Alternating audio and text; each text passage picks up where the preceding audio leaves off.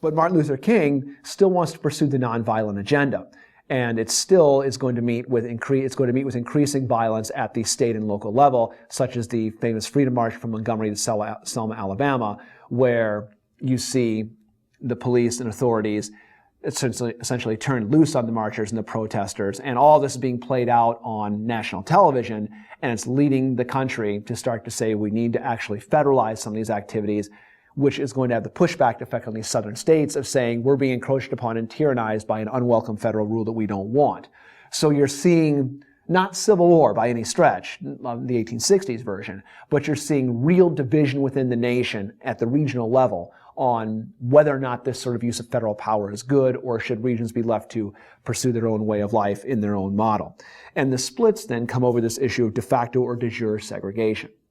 Once the Warren Court decides that de jure segregation, in other words, legal segregation, blacks can only do this, whites can only do this, once the court strikes that down, says that's illegal, the bigger issue is, does that mean that the South and the entire country, the North as well, is going to fully integrate with de jure, or deal with their issues of de jure segregation? These are two legal terms. De facto segregation was the fact that even though it wasn't on the books that you had blacks and whites segregated, it just sort of worked out that way. And it was not coincidental that it sort of worked out that way. De jure segregation were the laws, the earlier ones that had been struck down, saying we're going to have complete segregation, Jim Crow as the law of the land.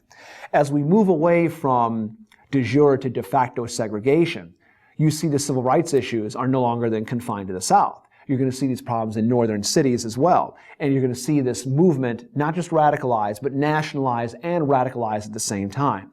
You have the advent of the Black Muslim movement, which was rejecting anything related to white culture. Malcolm X comes out of this movement, and he is later going to give the famous quote, which is going to make white society nervous, saying that African Americans ought to achieve their equality by any means necessary.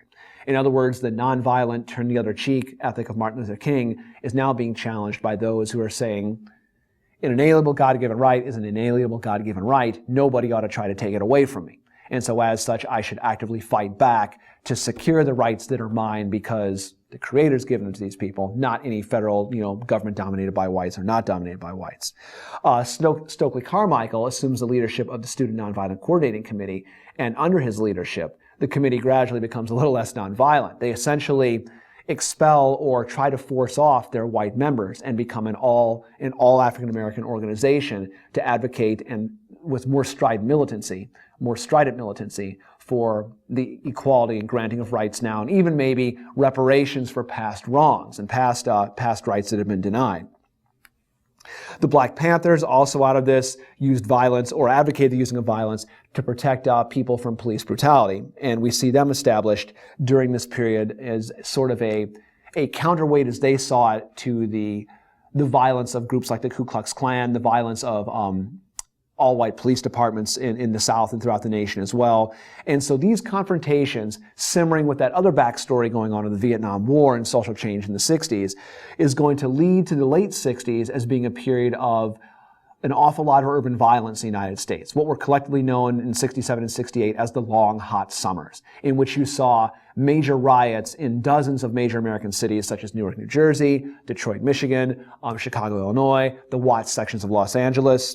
And in all of these, you see riots and many deaths being caused and millions, if not billions of dollars of property damage. And in each of them, you see National Guard troops deployed. And in several of them, like Detroit, you see federal troops deployed to keep order on the streets, not to integrate, but to keep order and make sure that the rioting can be quelled and that the local law enforcement can do their job of stopping the fires, stopping the violence, stopping the looting, stopping the shooting, stopping the urban destruction. They had thought at the beginning of the 1960s, with the Great Society and the urban planning we'd seen through groups like the Department of Human Services, Housing and Urban Development, HUD, the Transportation Department, all these Great Society programs, a lot of the American domestic political thinkers of the day, they thought they really had the answers. They thought they had the answers with the integrated components of the Great Society. But the truth was, nobody had the answers. They thought they did and they didn't, and these issues of race and economy and law and legislation played themselves out and unfolded in a way that wound up being really really violent, and really messy. It was not a nice, neat, and clean process. And the culmination of some of this at the federal level would be transformations in legal rights under the Warren Court. Earl Warren, Chief Justice of the Supreme Court from 1953 to 1969, appointed by Dwight Eisenhower. He'd formerly been the governor of California. He wound up being one of the more significant justices of the Supreme Court, certainly the most significant of the 20th century, but maybe one of the most significant since John Marshall in terms of changing the direction of the issues the court dealt with and the imprint that the court would put on an awful lot of American society. Warren's decisions were going to involve maybe not so much some of the earlier things that John Marshall dealt with property rights and state versus federal power in terms of cases like Marbury versus Madison or McCulloch versus Maryland or Worcester versus Georgia in terms of Native American rights, or Charles River Bridge case involving economic and property rights. These cases were going to move more into the realm of looking at the Constitution and the individual and the individual's relationship to the Constitution and the Bill of Rights in many ways.